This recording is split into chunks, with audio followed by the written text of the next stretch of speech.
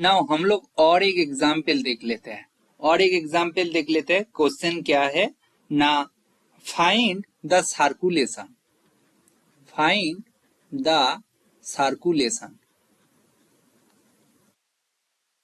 Of F vector. F vector क्या दिया है उसको लिख देते हैं, वाई आई cap plus Z J cap plus x के कैप। ठीक है, ठीक है। एंड सी, जो सी कर्व दिया है ना, सी कैसा दिखते हैं, x square plus Y square equal to 1 and z equal to 0। ये देखो, हाँ मैं जो कुछ टाइम पहले बोला था, स्टोक्स थ्योरम यूज करता था और ग्राफ प्लॉट नहीं करता था तो दिमाग खराब हो जाता था, मतलब होता ही नहीं। बट क्या बोलते हैं, मतलब मुझे पहले लगता था फॉर्मूला यूज कर दिया तो मार्क्स मिल गया, बट अल्टीमेटली 0 मिलता था। ठीक है, सर्कुलेशन, सर्कुलेशन इक्वल टू क्या होगा, सेम ही है, ये क्लोज कर दिया हुआ है A vector dot D R vector. ठीक है। अच्छा, ये जो सी दिया है इसको दिखते कैसे हैं, मतलब कैसा दिखने में, right. Let's start. 3D picture है ये तो क्लियर है, एक्स वाई जेड है, राइट। तो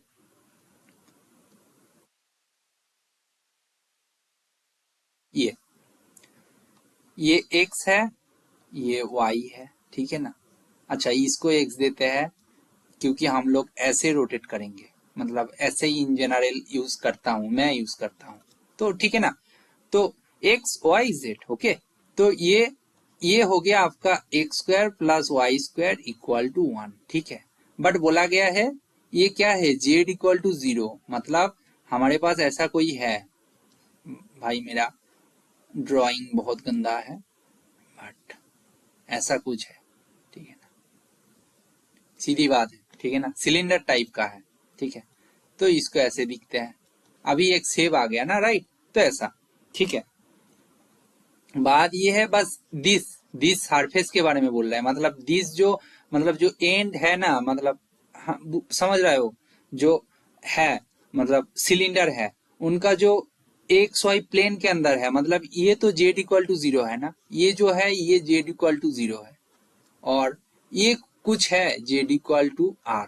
ठीक है, ये कुछ है जेड इक्वल टू आर, अच्छा आर नहीं दे रहा हूं, z equal to a, okay. But हमें बोला गया जेड इक्वल टू 0 एंड वहां पे जो सर्किल है, तो नाउ अभी सर्किल इंटीग्रल को फाइंड करो। Integration closure C F vector dot d x ना, इसका मतलब y d x plus z d y plus x d z, यही होगा। बट गिवन क्या है, गिवन क्या है, जेड इक्वल टू 0 है, इसका मतलब डी जेड इक्वल टू 0 है। इसका मतलब क्या, this term also 0 and this term also 0, सीधा सीधा हमारे पास रिड्यूस्ड होके क्या आ गया, this and y d x, यहाँ पे वेयर सी क्या है, x square plus Y square equal to 1। समझ में आ गया, अभी एकदम सिंप्लीफाइड फॉर्म में आ गया। ठीक है, पोलर में सॉल्व कर लेते हैं। पोलर में क्या होता है, पोलर, अच्छा पोलर में क्या होता है मैं एक बार लिखता हूँ, कुछ लोग भूल भूल गए हो तो उनको याद आ जाएगा, अच्छा लगेगा कि पोलर फॉर्म पता चल गया है। ये सर्किल है, राइट, जैसे ये सर्किल है, अभी 2D में लेके आ गया हूँ दिस वन, राइट। तो इनका क्या होगा, थीटा का वैल्यू क्या होगा, 0 to 2 पाई होगा, और आर का वैल्यू क्या है, ये तो 1 रेडियस का है ना, इसका मतलब तो क्या होगा, 0 to, मतलब ओरिजिन से यहाँ तक जाएगा, मतलब यहाँ से यहाँ तक, तो 0 से 1 तक जाएगा, 0 लेस देन और इक्वल टू आर। बट यहाँ पे हम लोग एक्स वाई को, एक्स वाई वेरिएबल से कहाँ जा रहा है, आर कोमा थीटा वेरिएबल में जा रहा है, तो जैकोबियन मैट्रिक्स आएगा, right, clear. Jacobian matrix z क्या होगा, del of x y by del of जो वेरिएबल में चेंज कर रहा है, इसका मतलब क्या है, determinant of x r x theta, y r y theta. Y मतलब वो जो सफिक्स में आर थीटा लिख रहा हूँ, इसका मतलब पता है ना, पार्शियल डेरिवेटिव की बात कर रहा हूँ। इसका मतलब क्या हो जाएगा, एक्स आर मीन्स हो जाएगा cos theta, x theta means हो जाएगा आर साइन थीटा, और वाई आर मीन्स हो जाएगा साइन थीटा, और वाई थीटा इक्वल टू हो जाएगा आर कॉस थीटा। ठीक है, क्लियर, इसको डिटर्मिनेंट करोगे आर आएगा। ठीक है, नाउ हमारे पास क्या फाइंड करना था, वाई डी एक्स। ठीक है, वाई डी एक्स, ये क्या होगा आपका, ना, ये आपका क्या हो जाएगा, देखो समझ रहे हो, आर का वैल्यू 0 से 1 है और वाई dx है, हमें उतना कुछ करने का जरूरत नहीं है। ठीक है, सीधा सीधा क्या करेंगे, ये आर का वैल्यू 1 मान लेते हैं, आर का वैल्यू, ठीक है ना, सीधा सीधा, क्योंकि हमारे पास dx चेंज करने के लिए है, तो इसको कैसे कर सकते हैं, सीधा सीधा लगाएंगे 0 to 2 पाई, y का वैल्यू क्या है, y का वैल्यू है आपका sine theta, dx means minus of sine theta D theta, हो गया, इसका मतलब -0 to 2 pi sine square theta D theta. ठीक है, इसका वैल्यू फाइंड आउट कर सकते हो खुद से ही ना, मैं करता हूं, ठीक है, कोई नहीं।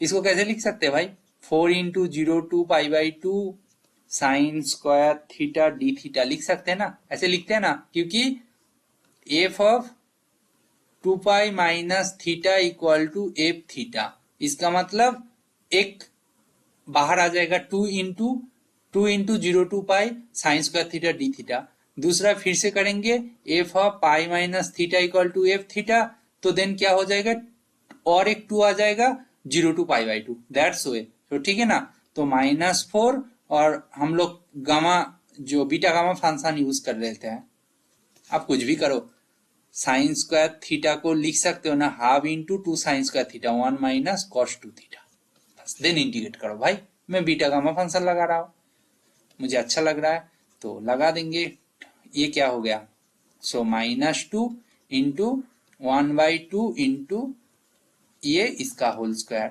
इसका मतलब -√पाई उनका होल स्क्वायर, जो सॉरी ये रूट लिख दिया, ये गामा, मतलब गामा ऑफ हाफ का वैल्यू क्या होता है, √पाई होता है, तो उनका स्क्वायर सीधा सीधा आपका -पाई आ जाएगा, अदरवाइज ये फॉर्मूला लगाइए आपका आंसर आ जाएगा, ठीक है ना, आपका आंसर आएगा -पाई।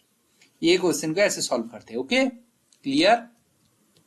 ये तो हो गया, आपको सर्कुलेशन फाइंड करने के लिए बोला है, वर्क डन फाइंड करने के लिए बोला गया है, और लाइन इंटीग्रल फाइंड करने के लिए बोला गया है, सेम ही फॉर्मूला यूज करना है, बस आपको कार्व ढूंढना है, कार्व ढूंढना है, कार्व कैसे दिखते हैं, उसको कितना सिंपली मतलब इजी वे में अप्रोच करके उसको सॉल्व किया जा सकता है, दैट्स द वे, ठीक है क्लियर। नाउ नाउ मैं जा रहा हूं ग्रीन्स थ्योरम पे, और नहीं रुक सकते, ग्रीन्स थ्योरम, ठीक है, अभी मैं जा रहा हूं ग्रीन्स थ्योरम पे, ओके। ग्रीन्स थ्योरम स्टेटमेंट क्या बोलता है, statement,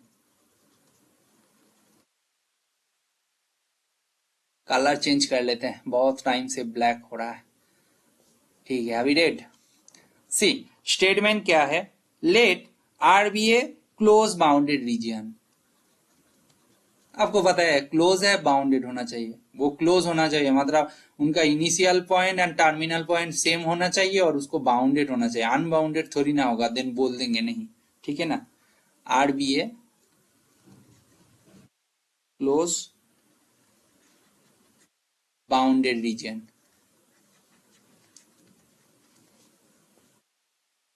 in the xy plane, R be a closed bounded region in the xy plane where boundary, where जो बाउंड्री C है, बाउंड्री C है, that consists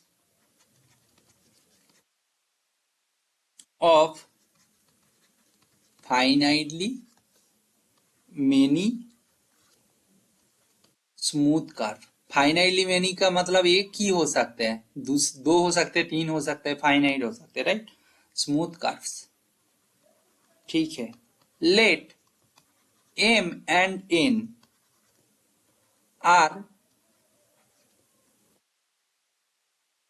continuous functions, let क्या M and N are continuous functions obviously of X and Y variables having continuous partial derivative,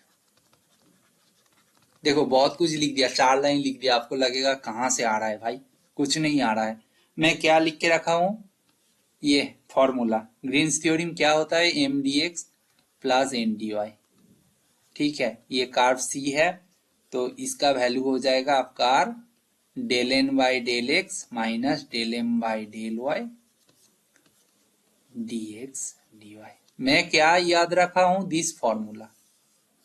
then मैं बोल रहा हूं are क्या है, सी क्या है। आर क्या है, आर ये फॉर्मूला को और एक एग्जाम्पल को याद करके बोल रहा हूं। R be a close boundary, मतलब सॉरी क्या बोल रहा है, R be a close bounded region in the x Y plane. समझ रहे हो, एक्स वाई प्लेन पे आर कोई एक बाउंडेड रीजन है, ऐसा है, ठीक है ना, मान लेते हैं ऐसा है, रेक्टेंगुलर टाइप का, चल जाएगा, ये आर है।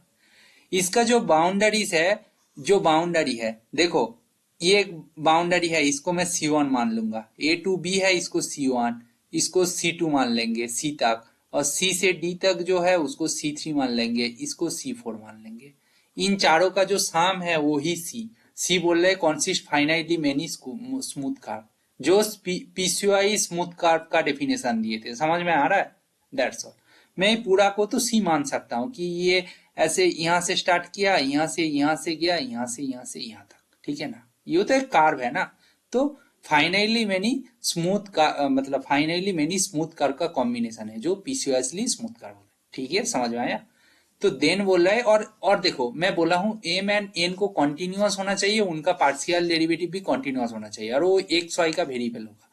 ये क्या है actually, M of x y, M एक फंक्शन है एक्स वाई का, एन क्या है, एन ऑफ एक्स वाई, मतलब एन एक्स वाई का फंक्शन है ना। ये देखो पार्शियल डेरिवेटिव है, first order partial derivative x y दोनों के मतलब रेस्पेक्ट में। देन अब इंटीग्रेट करोगे तो देन पार्शियल डेरिवेटिव को तो पार्शियल जो डेरिवेटिव्स है वेरिएबल के रेस्पेक्ट में, उसको तो एग्जिस्ट करना है और उनको कॉन्टिन्यूअस भी होना है ना, राइट। समझ में आ रहा है, ठीक है ना, क्लियर, ठीक है। तो इसीलिए मतलब ये ग्रीन थ्योरम का मैं इक्वेशन याद रखा था, देन प्रोसीड किया था, देन हो गया।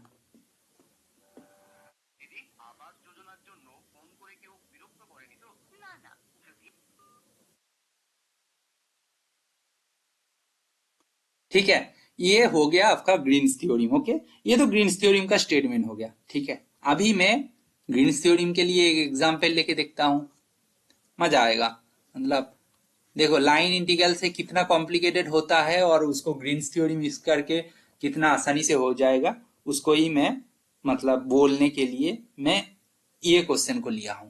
एक स्पेसिफिक क्वेश्चन चूज किया था, LUAT, इवोल्यूट करेंगे, क्या इवोल्यूट करेंगे, दिस वन, ठीक है, इसको इवोल्यूट करना है मेरे को। ओके, तो ये वेक्टर ऑब्वियसली प्रोवाइड किया गया होगा, क्या है मेरा इक्वेशन में, X square plus Y square I cap minus 2xy J cap. देखो हमें ये फाइंड करना है, ये आपका जो वेक्टर है वो दिया गया है, ऑब्वियसली सी दिया होगा। सी क्या है, वो रीजियन के बारे में बोल रहा है, जो क्लोज, क्या बोला था क्वेश्चन में, क्या था, बाउंडेड क्लोज रीजियन ना, बाउंडेड होना चाहिए, क्लोज होना चाहिए, ऐसा ही कुछ दे रहा है। वो बोल रहा है क्या है, ये रेक्टेंगुलर रीजियन, ये रेक्टेंगुलर रीजियन है in X Y plane, obviously X Y plane में ही होगा, ठीक है।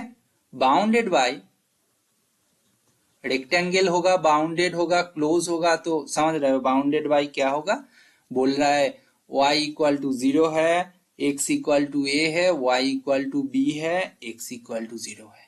ये लोग बहुत ही मतलब अच्छे से बोला गया है। तो ए बी को एक्चुअली ये लोग पॉजिटिव मान रहा है, समझ रहा है।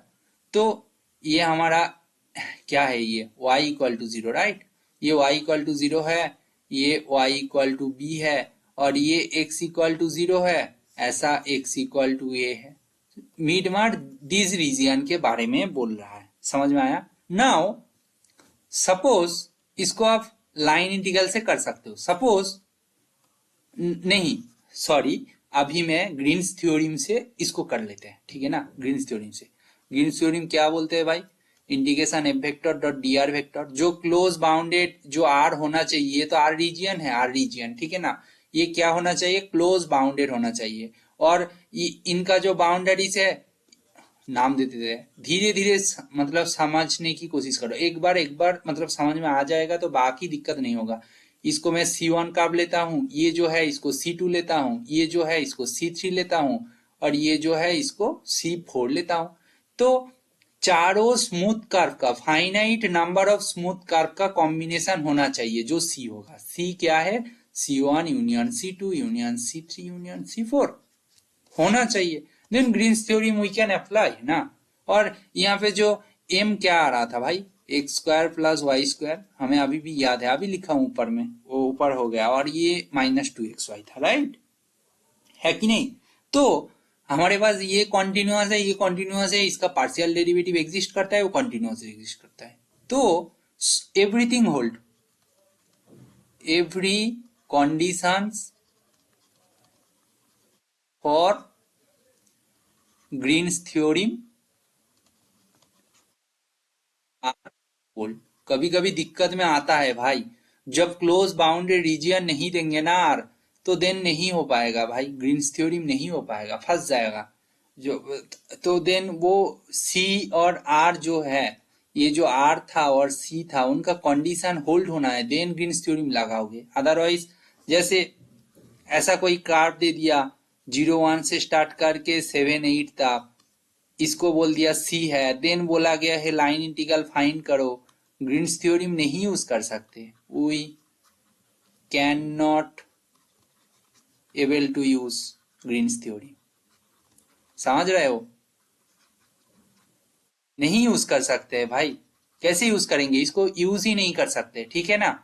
तो दिमाग में रखना है, ये सी और आर के बारे में जो क्राइटेरिया है वो थ्योरम यूज करने का, वो यूज करो, सीधी बात है, ठीक है। R del N by del x minus del M by del y d x d y, यही तो फॉर्मूला है ग्रीन्स थ्योरम का, राइट? यही तो फॉर्मूला है, इसको लगाओ।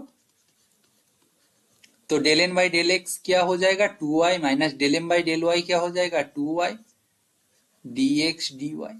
नाउ आप पोलर पोलर फॉर्म लगाओ, पोलर फॉर्म से आप कर सकते हो, राइट? अब पोलर फॉर्म करेंगे ही नहीं, क्यों करेंगे भाई? ये रेक्टेंगुलर रीजियन दिया हुआ है, -4y d x d y. देखो फर्स्ट एक्स की रेस्पेक्ट में डेरिवेटिव करोगे, एक्स इक्वल टू 0 से कहां तक दिया है भाई? एक्स का वैल्यू कहाँ है? एक्स इक्वल टू ए तक, वाई इक्वल टू 0 से बी तक। इसका मतलब -4 बाहर आ गया, एक्स का इंटीग्रेशन करोगे, रेंज कहाँ है? 0 टू ए है, और वाई डी आई का इंटीग्रेशन क्या होता है? वाई स्क्वायर बाई 2 है, उसका इंटीग्रेशन लिमिट कहाँ है? 0 से बी है।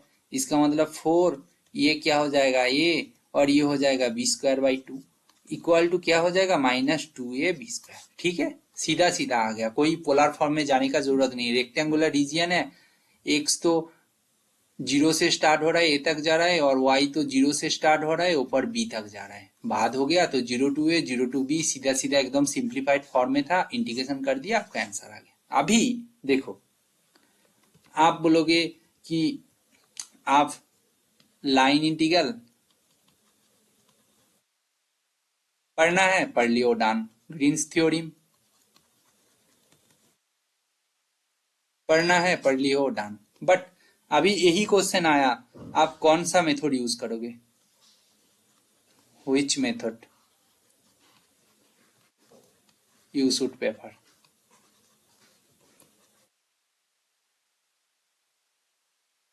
तो ऐसा आ गया है, तो कौन सा मेथड को आप यूज करोगे? ठीक है ना, आपका दिमाग में आएगा कौन सा मेथड को आपको यूज करना है, राइट? तो तब कंफ्यूज हो जाओगे। ये जो क्वेश्चन था, दोनों मेथड होल्ड होता है, line integral also hold, Green's theorem also hold. But पीछे चलते हैं, बैक करते हैं। अच्छा नहीं, बैक नहीं करेंगे, यहां से देखो, x इक्वल टू 0, सॉरी ये तो y है, फिर से गलत लिख रहा है, y इक्वल टू b है, और ये x इक्वल टू a है, ये x इक्वल टू 0 है। इसका मतलब दिस आर, ठीक है।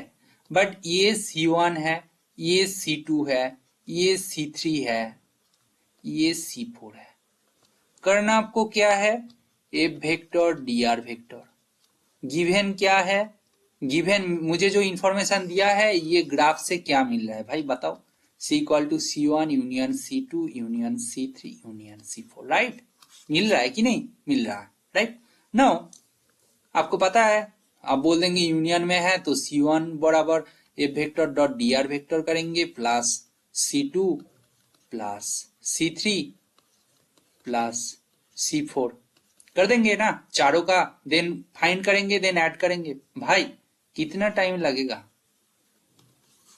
ये ऐसा नहीं बस मुझे आंसर तक जाना है, रिसर्च नहीं है, आपको पढ़ना है गेट के लिए, नेट के लिए, मतलब कुछ भी एग्जाम के लिए पढ़ना है, जहां जहां वेक्टर कैलकुलस है। टाइम मैटर करता है। अब एमएससी एंट्रेंस देने जाओगे, टाइम मैटर करता है। पीएचडी का एंट्रेंस में भी पूछा जा सकता है कि जहां वो वेक्टर का काम है कॉम्प्लेक्स में वगैरह, ठीक है ना। तो देन टाइम मैटर करता है भाई।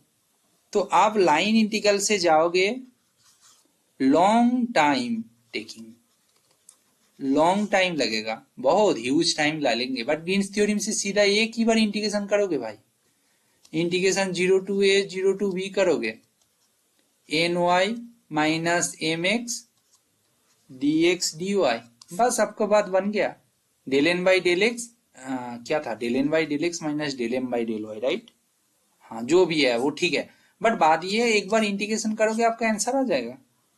तो यू शुड प्रेफर कि आर और सी के ऊपर जो कंडीशन लगाया गया है ग्रीन्स थ्योरम के ऊपर, दैट दैट कंडीशंस को होल्ड कर रहा है कि नहीं, और जो एम एन जो फंक्शन है उनके ऊपर क्या दिया है, कॉन्टिन्यूस होना चाहिए, फर्स्ट डेरिवेटिव एग्जिस्ट करना चाहिए, पार्शियल डेरिवेटिव, और उनको भी कॉन्टिन्यूस होना चाहिए।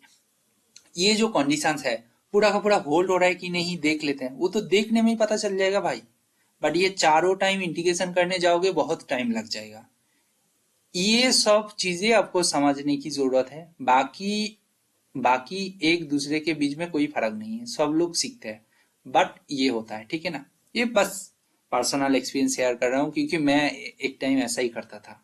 मैं एक्चुअली ये जो मतलब लग रहा है ज्ञान टाइप का दे रहा हूँ, ऐसा नहीं है, ये मेरा खुद का फॉल्ट था, उसको ही शेयर कर रहा हूँ बस। ठीक है, सी, हो गया नाउ।